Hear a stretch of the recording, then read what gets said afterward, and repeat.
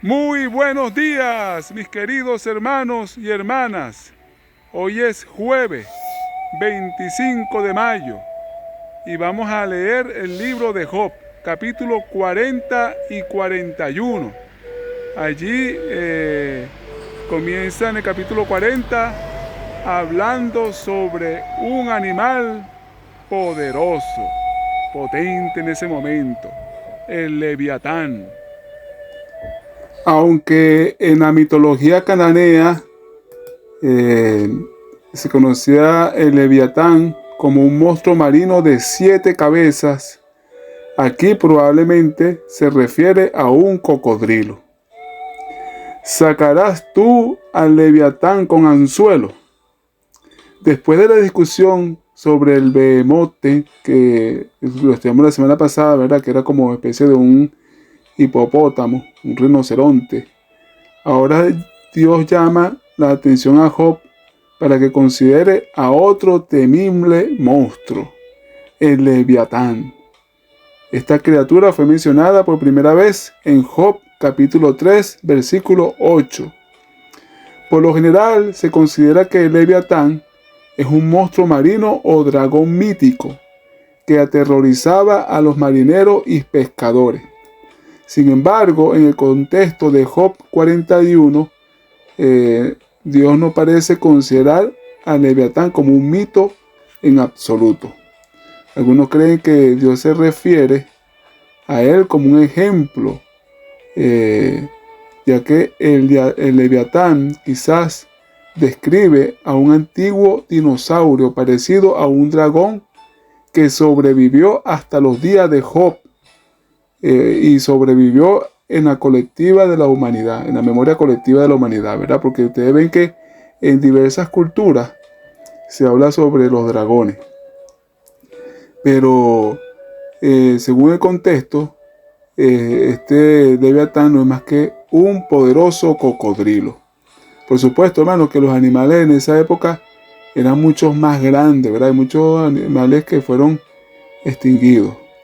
El nombre de Leviatán significa el tortuoso y también se usa en otros lugares interesantes de la escritura. Así que si el hombre no puede con el Leviatán, va a poder con Dios. Ese es el punto, ¿verdad? Por eso el Señor le menciona a Job este animal.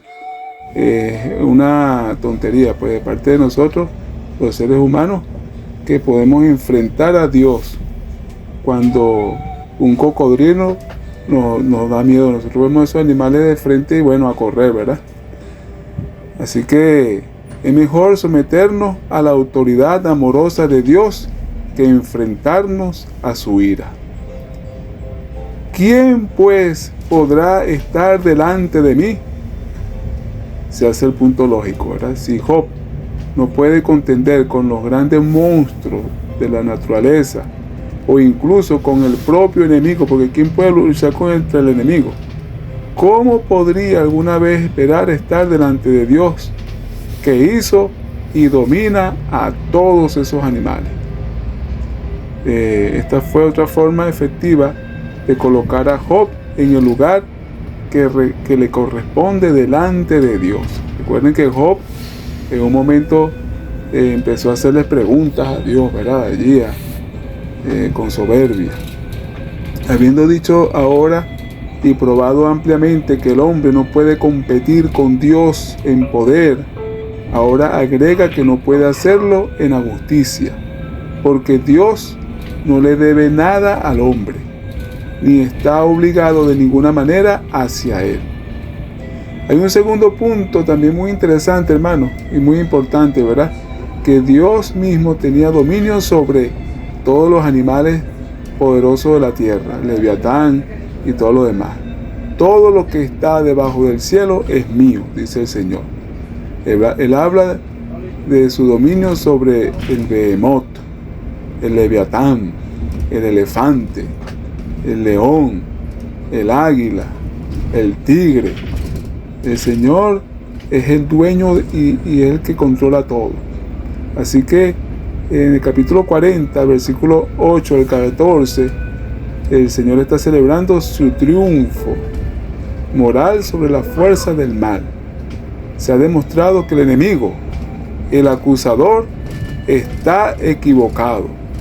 Aunque Job, por supuesto, no lo sabe, ¿verdad? Job no sabía todo lo que estaba ocurriendo allá en ese concilio en el cielo. Pero nosotros como lectores hemos comprendido, ¿verdad? Hemos visto todo el cuadro, y también Moisés, que escribió el libro. En el capítulo 42 se termina admitiendo Job que cometió un error, ¿verdad? Aunque los amigos estuvieron insistiendo que pidiera perdón, finalmente Job sí se arrepintió. Él dice: me arrepiento en polvo y ceniza. Era correcto que Job se arrepintiera. No había hecho nada para invitar a la crisis que entró en su vida. Las razones de esta crisis estaban enraizadas en la contienda que tiene el enemigo contra la criatura de Dios, ¿verdad? Sin embargo, tuvo que arrepentirse de sus malas palabras y mala actitud después de la crisis, tanto por ceder excesivamente a la desesperación como por su discurso imprudente y desmedido mientras contendía con sus compañeros. Es importante, hermanos, notar que Job no cedió ante sus amigos ni admitió que hubiera tenido razón, que ellos hubieran tenido razón. Todo el tiempo, ¿verdad? Él estuvo defendiendo su inocencia. De los pecados que Job se arrepintió aquí, eran pecados generales, comunes a todos los hombres, que parecían más oscuros en la presencia de Dios, pero no fueron la causa de la catástrofe que vino a su vida. No fueron esos pecados, ¿verdad?, comunes, los que eliminó a sus siervos, a sus hijos, a su ganado, que lo que dejó una enfermedad. Job se arrepintió de la terrible maldición que había pronunciado sobre el día de su nacimiento. Job se arrepintió de su deseo de morir. Job se arrepintió de sus quejas y desafíos contra Dios. Job se arrepintió de su desesperanza. Job se arrepintió de que sus declaraciones habían sido un oscurecimiento de la sabiduría por palabras sin conocimiento, que él habló más allá de conocimiento de todo el contexto que estaba ocurriendo. Él habló más allá de su capacidad de saber. Se puede decir que estas palabras de Job, palabras de humilde arrepentimiento y sumisión ante Dios por su pecado, que fueron grandemente provocados, pecados que provienen de los piadosos y no de los malvados. Estas palabras que no contienen ninguna maldición a Dios, estas palabras terminaron una contienda entre Dios y el enemigo, y demostró la victoria de Dios y de Job.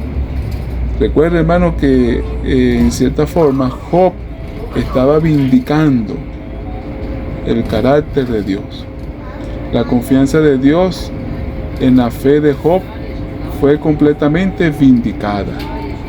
Job es un vindicado en una fe en la bondad de Dios, que ha sobrevivido a una terrible privación y de hecho ha crecido en alcance, sin el apoyo del credo histórico de Israel o de los poderosos actos de Dios, sin el apoyo de la vida en la comunidad del pacto, sin el apoyo de las instituciones de culto, sin el apoyo del conocimiento revelado de los profetas, sin el respaldo de la tradición y contradicho por la experiencia.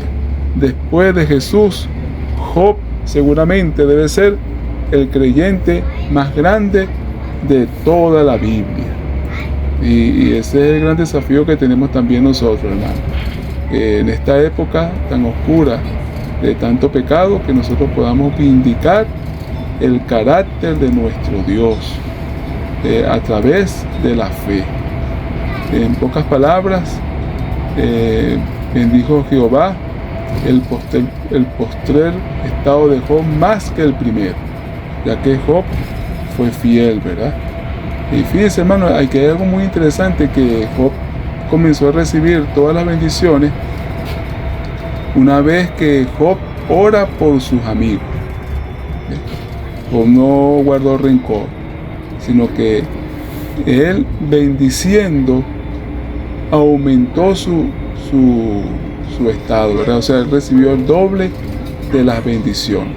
Y ahí lo vamos a leer, todo lo que Dios le dio a Job. Es posible que a nosotros no nos pase igual que a Job en esta tierra, ¿verdad? No todos somos como Job, pero todos tenemos el Dios de Job. Aunque no nos hemos elevado a la riqueza de Job, ni probablemente alguna vez tendremos esa riqueza tan grande, sin embargo, hay un mismo Dios sobre nosotros, que sí nos dará pronto la gran recompensa. Y esa recompensa, hermano, es la vida eterna. Esa recompensa es vivir con Jesús por los siglos de la eternidad.